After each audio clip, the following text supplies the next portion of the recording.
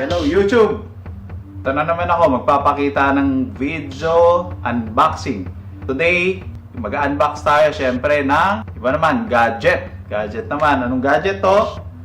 Fitness tracker na Huawei Band 2. So yun, yan. So guys, binili ko siya sa Jarir Bookstore.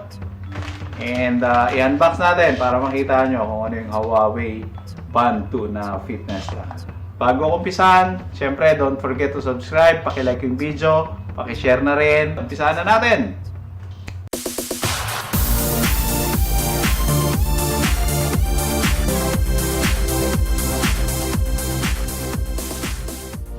So now we will unbox this Huawei Band 2 fitness tracker, ERS B19. Yan yung model niya. That's the model, which is this from Jarir Bookstore.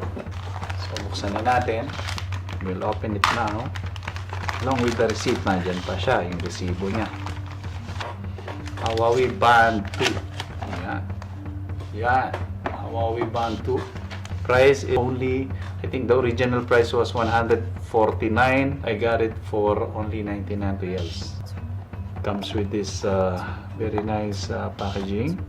Huawei Band 2. Let's open it.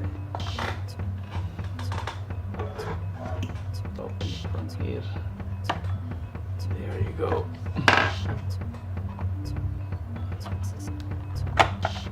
Okay. 580 water resistance, heart rate monitoring, 21 days daily use, auto sleep tracking, meron siya, relax yourself by breath instruction, and smart notification like call, message, smart alarm, and notification also from timer, incoming calls, Facebook. Added din yung notification ng WhatsApp. So yun, pwede nyo gamitin dito sa Huawei Band 2 na fitness tracker. Waterproof, pwede siyang gamitin man diving. So pwede siya. It says open here. Wala. Yun. Paano ba open here? Here. It says open here. So let's remove the seal and open. So open. So this is what? This is Huawei Band 2. This is the fitness tracker wristband itself. There is the USB connector, cable. Then I think this is the charger, manual, quick guide start, and warranty card of course. Set natin siya. So quick start guide. May mga contents niya. Powering on, restarting automatically after charging. Huawei Band 2 fitness tracker itself. And the charger. Thermoplastic polyurethane band type. Ito yan. Then battery is lithium polymer. 100 mAh yung kanyang battery life. The dimension of this is 44mm by 19.7mm by 10.3mm. Gaang siya, around 90 grams sa gaang. Yung strap size is 114 plus 101mm. So we need to charge it. So how to charge it? I think ilalagay lang siya dito. Yan. Yan. Kapit na siya. Yung charger niya.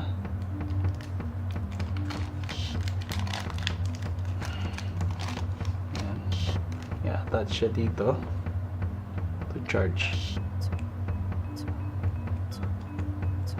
Yan. So yan siya. Charge ko muna siya. Charge siya. I-operate lang natin to see the features of this. This is the strap. Huawei logo. So then meron siyang plastic lock na dalawa dito. Ito yung kanyang heart rate sensor. Tapos syempre yung kanyang charging port niya. Ito, swipe sensor. Ito, yan sa Bluetooth.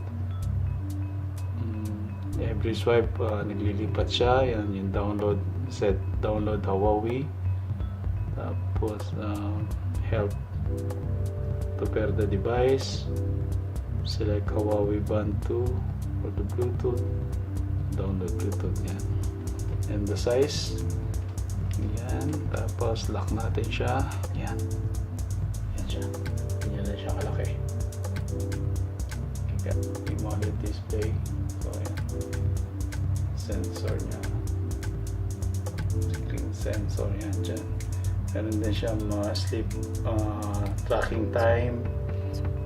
Yun nga, 1.5 hours fast charging for 21 days working time. So mabilis.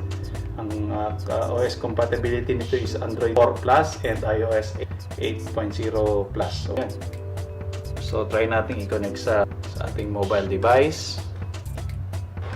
I hope you like the video. Next video I will show you how to pair this gadget to your mobile device. Don't forget to like the video, subscribe, and if you have comments, please comment below. See you sa next video.